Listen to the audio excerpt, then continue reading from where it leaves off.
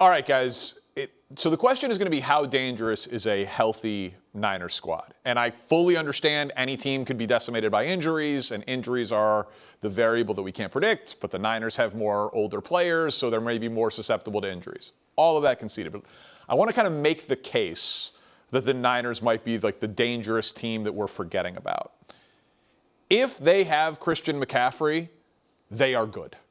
They've had a really high floor when he plays. And when they've had him and George Kittle, they've been basically unbeatable. So McCaffrey gets there in October of 2022. When both of them play, they win 76% of their games. When they have neither of them, they're 0-2. They've been decimated by injuries at various points over the last 3 seasons. But it feels like every year when we're doing shows, Coach, around playoff time, we're talking about, well, this team was hurt. This team is healthy. This team is like we saw it last year in the playoff game between San Francisco and Seattle. Like San Francisco was really hurt. Seattle was really healthy. Seattle was coming off the bye. Seattle thrashes San Francisco. Want to put up this graphic. Is there teams last year that had the fewest games missed by starters? Guys who started week 1. There's a common theme here. Eagles, playoff team. Texans, playoff team. Colts and Chiefs. Okay, they weren't very injured, but they lost their quarterback. Tough to recover when you lose your starting quarterback. Seattle, Super Bowl winner. Patriots, Super Bowl runner-up. Broncos, 14-win team. Like, if you are healthy, you win a lot of games. So I guess my question to you two, and you guys can take it from here. Brian, I'll go to you first. If the Niners get a healthy season from the right players, Purdy, McCaffrey, Kittle, Trent Williams, Bosa, like the stars, are they dangerous? Yeah, there's no doubt in my mind. And another slogan Coach will know is there's nothing more important than the health of the team. And so you just talk about those teams that you showed right there, fewest missed games. The 49ers, I would assume, are on the opposite end of the spectrum and still had a deep playoff run. And that Third most. Yeah, it talks about, to me, how great of a coach Kyle Shanahan and his staff are. I mean, they were able to withstand Purdy going down. Mac Jones revitalizes his career. All these guys get hurt. Someone else steps up. And to me, as you watch them play last year, you just saw guys stepping up left and right, guys we'd never heard of, filling in for Fred Warner, all of these guys stepping up. And so to me, you're right. If you have those players that are healthy with the quality of coaching that they have out there, they're definitely dangerous. Now, they're probably in arguably the toughest division in all of football in the NFC West, because to me on paper, I don't know if there's ever been a team as well put together as the Rams. The Seahawks are the defending Super Bowl champs. But the 49ers, I expect fully to be in the mix, because if they can get the players healthy, maybe we get that electrical substation moved down the road, then maybe now you take the good quality of coaching with your star players and you make a run come January. Yeah, they were hurt a ton and they were dangerous. And what was it, 12 games, which is amazing considering the amount of time that the starters missed. The problem is that they're still one of the oldest teams in the NFL, and that's always an issue. And it's similar to Washington's problem. When you have an old team, typically about mid-season, those teams' injuries spike, and when you have a young team, those teams, the young players are emerging and growing, and they tend to get better. And philosophically, they're fine with building with older players. And the reality is when you build that way, you deal with a much higher injury rate. And you could take the 49ers over multiple years. The last 5 years, they're got to be either the highest amount of games missed by starters, or right there in the top 5 with the highest amount of games missed by starters. So is it even worth the hypothetical? Because I would always say hope is not a plan. You can't just hope that they're going to be healthy. You have to have a younger roster and have more depth and those sort of things. But I can see a world where the 49ers get good luck with injuries this year. And you could say it would be luck because of their age and their injury history. But in a year where they get good luck with injuries, I feel like they are the forgotten Super Bowl contender. Absolutely. And every year there has to be an element of good luck with injuries. And some teams get bit by the bug and they have a young team, and that happens, and vice versa, where you get extremely lucky and you don't miss a lot of time with your stars. The problem is statistically, and what we've seen over time is, it's going to be a function of luck, not a function of what will probably happen in order for them to operate that way.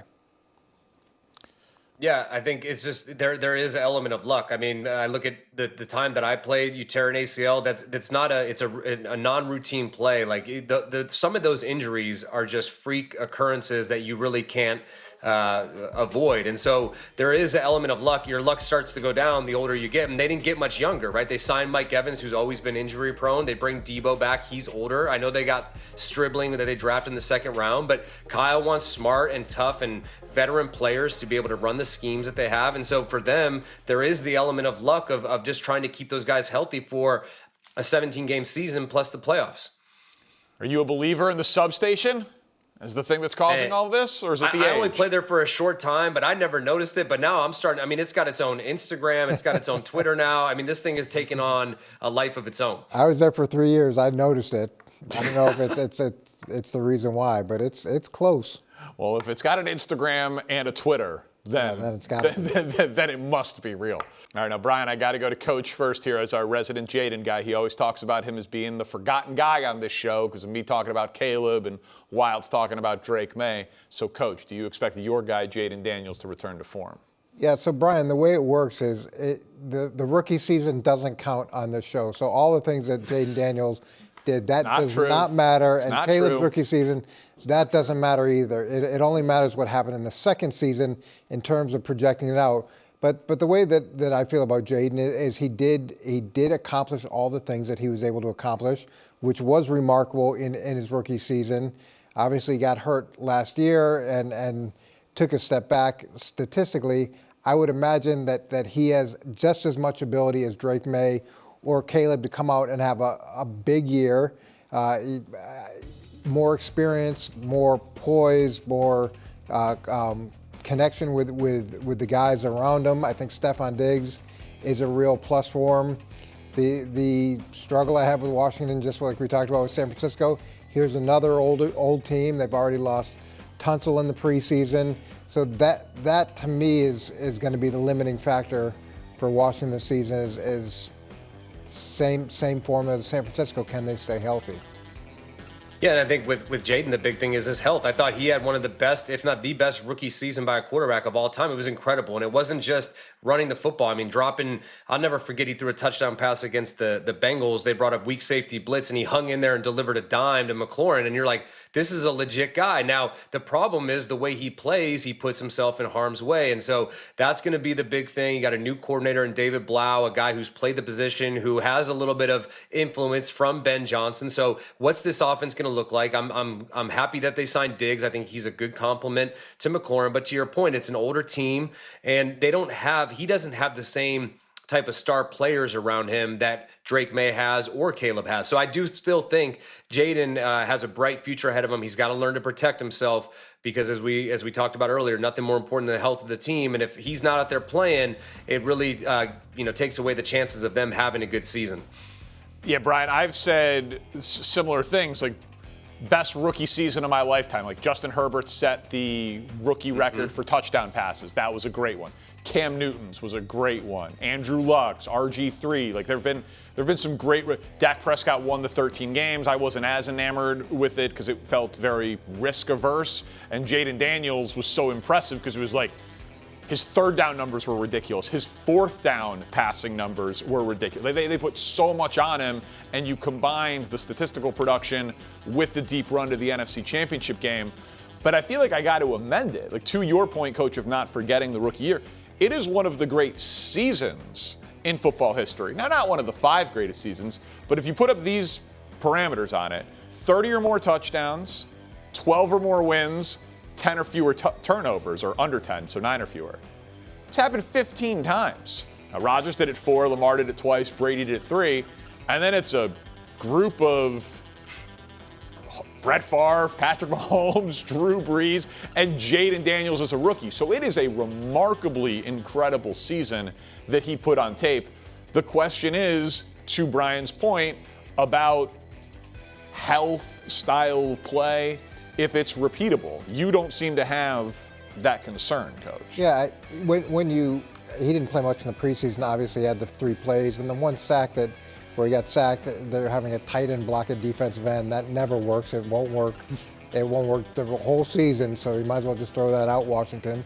But when you hear about how he's been practicing, and coming from the Miami coaches who they had the joint practice with, the things that they were saying about him with his accuracy, his poise, his ability to create plays, all of the things that you would like to be able to see in preseason games, especially coming off of an injury, it sounds like it's happening. We just haven't seen it happen in the game.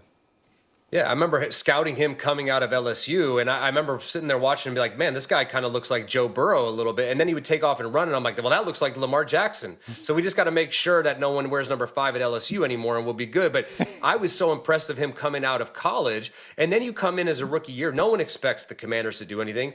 And he takes him to the NFC title game, and he was just so poised and so collected, and by his throwing and then obviously the running. And so I think the biggest thing for him is, how do I, in year 3, mature enough to know when to slide, when to get out of bounds, when to protect myself? Because when he's out there, if he's healthy, he's one of the best young quarterbacks in the game. There's no doubt about it. Are you surprised though, Brian, that he hasn't put on more weight now being in the league? Like you would think, being in a pro weight program, and the fact that that's been a bit of a concern, that he would have put more on his frame. And I know that's Nick's big issue with him.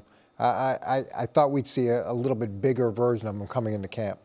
Yeah, totally. I agree. I mean, he looks so skinny, and I get it. He moves fast, but if you move fast and they eventually get you, I mean, there's some big men out there hitting you, and so that's part of the position. Look, as a quarterback, you're going to get hit enough as you hang in the pocket to throw the pass. Now you add that to designed runs, scrambles. You're out in the middle of the field. There's fast linebackers. I mean, you're going to take hits. And so whether you adjust your play style or then in the offseason train in a certain way that you put more mass on to be able to withstand those hits.